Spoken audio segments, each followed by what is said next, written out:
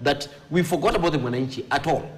In fact, the Mwananchi is a pawn in the game. And now we've even forgotten about the people who represent the Mwananchi, who are the ones contesting.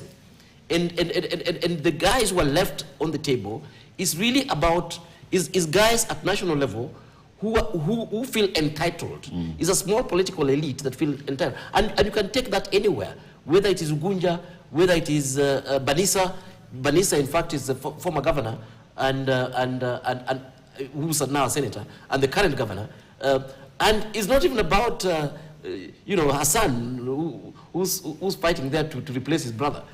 Is that, no, we can't lose this because, you know, this used to be our seat, and that sort of thing. So I think we need to really interrogate, from an intellectual point of view, we need to interrogate Kenyan politics and ask whether it is relevant at all to that question you are asking.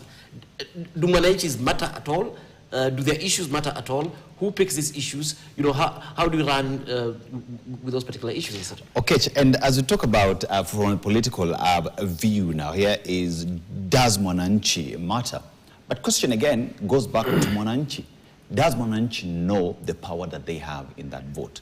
Does Mwananchi understand the need of asking the difficult question and interviewing and interrogating policies being brought by the political class? Or has Mwananchi allowed themselves, have ceded their power, put themselves in a box and decided that I will go either this way or this way simply because, first of all, huyu ni mtu wetu, you know, or simply because I am in this euphoria, I will just vote for the sake of it. Does Mwananchi understand the power in the vote? And will we see that in this by-election? Now, first let's look at the Kenyan politics, because we have to dissect the politics of this country first. The political pendulum of this country always oscillates to the opposing side, predictably. Yeah. And what makes that shift is the same Mwananchi. This begs the question, do they understand exactly their politics? Do they understand exactly what they are voting for? That ensures us that, and it really confirms that the Kenyan people, ideally, they do understand their politicians. They understand the characters of all the politicians they are electing, because ideally, it's hardly to see new faces come into political spectrum, whether within these lower cadres of political contest. They are always the same people. And they are people that we've already tested their character, because again, Abraham Lincoln did say that to test the character of an individual, give them power. And if you look at all these politicians, they have been in power. We know their character. We know who they are. They may try to rebrand themselves. They may try to go to church. They may try to be born again. But once they were in power, that was their character. That is who they are. The Kenyan people, we ideally know them. These people, when they come to woo us to vote them. But now look at how the Kenyan people behave when this individual coming. And again, just to emphasize, these politicians are not from Uganda. They are Kenyans. And remember, our politicians, they are a mirror of who we are. That's the truth. They are a mirror of who I am. So if I buy lies, then that is who I am. So ideally, look at how our political, the whole political scenario appears. If someone comes that they are coming to sell an ideology or a manifesto, look at the way people within that political rally behaves. They'll be so cold, they'll be so bored, but immediately the gear shifts to now insults. This politician insulting the other one. You see there's ecstasy among us, the people. That one really shows who we really are as a nation, and ideally we are given what we are. So what I'm trying to say is this, that for us to change all this narrative, the perception and all that we are talking about, we really need to retrospect ourselves as a Kenyan people, those who are going to vote, because we'll be giving, if we continue electing our own selves, the character that we are, then we'll be having this cycle continuing. Because question, before I hand over to the rest of the panelists, the question that we'll have to ask, has there been any change since 1963? It has been the same narrative from the time of Mzee Jomo Kenyatta, 1966. There was a rebellion from the ruling party. KPA was formed by Jaramogi. And you see, it's been an oscillation that has been happening over and over again. Question about voter bribery, is it new? It's not. About government official going to campaign, is it new? It's not. About politicians being, the security of politicians being reshuffled and being recalled, is it new? It's not. So it begs the question, do we need to change politicians, or do we need to change our own politics as a people? So that is what we really need to interrogate deeply, because if we really want to have a change, because ideally, if you even check on maybe your archives, the discussions that we had in 2022 are the same discussions we are having right now. It's not changed. So the question that we have to ask ourselves, are our politics healthy and ethical? And if they are not, what do we need to do? Are they ethical? Are they healthy? And how do we fix it? You belong to DCP, which promises change.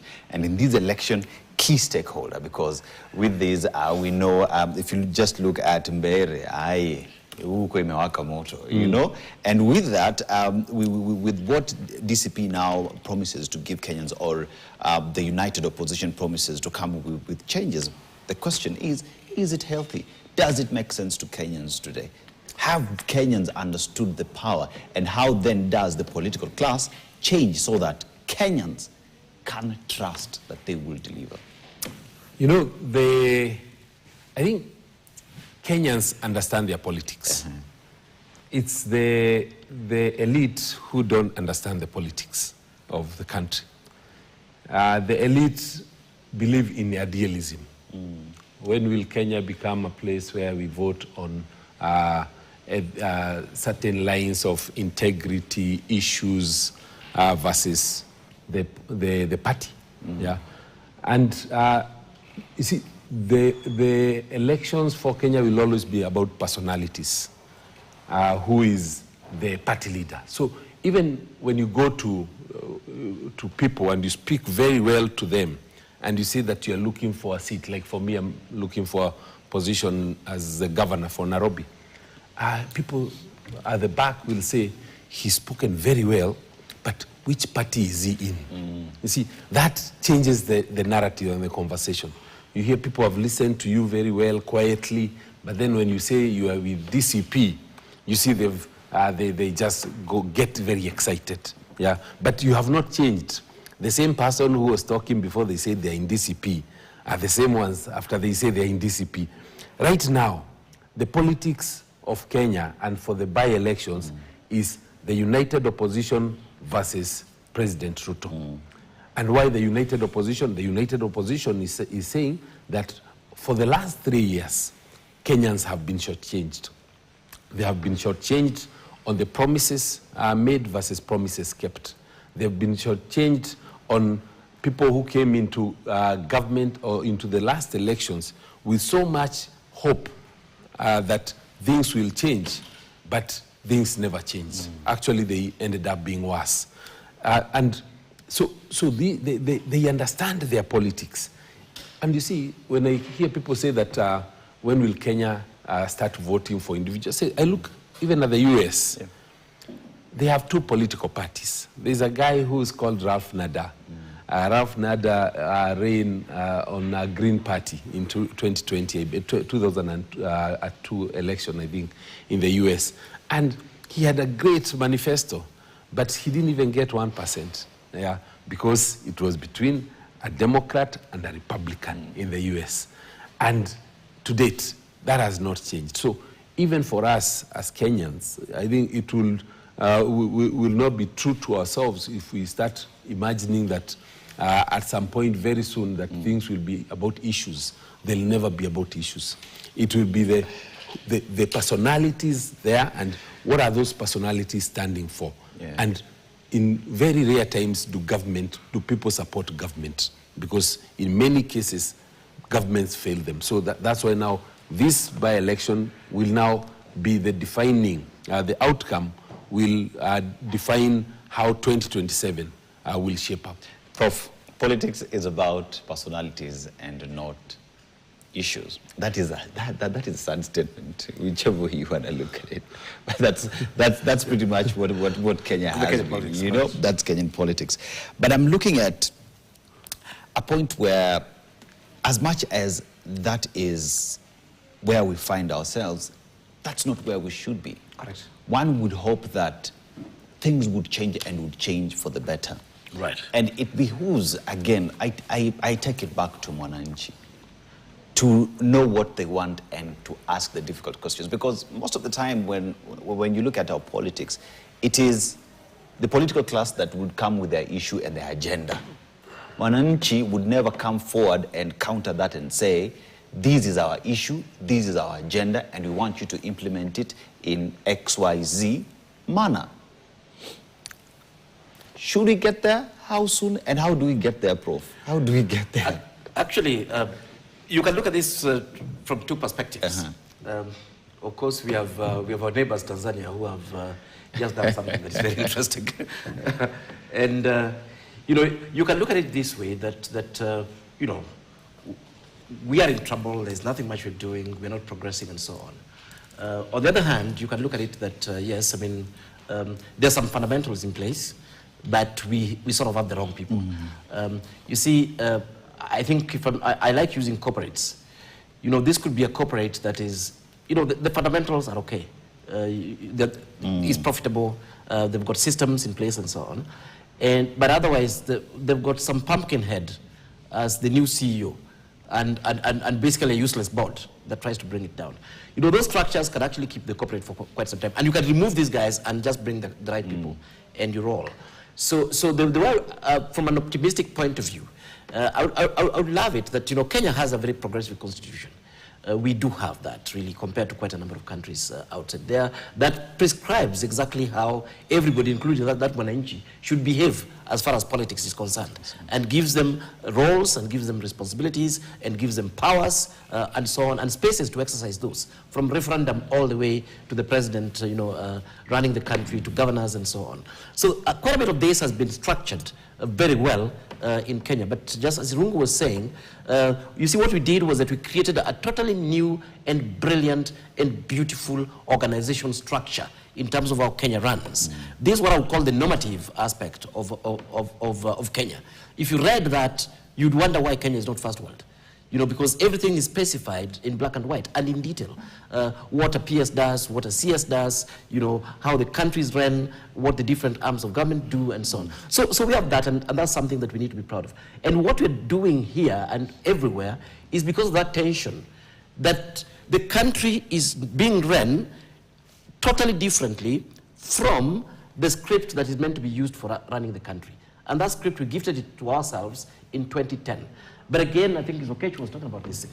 The politicians have been the same over this time. So basically, it's a situation where an organization has changed drastically in terms of how it's to be managed, but it's the same characters who are there that continue being there. And they don't want to change how they're doing things.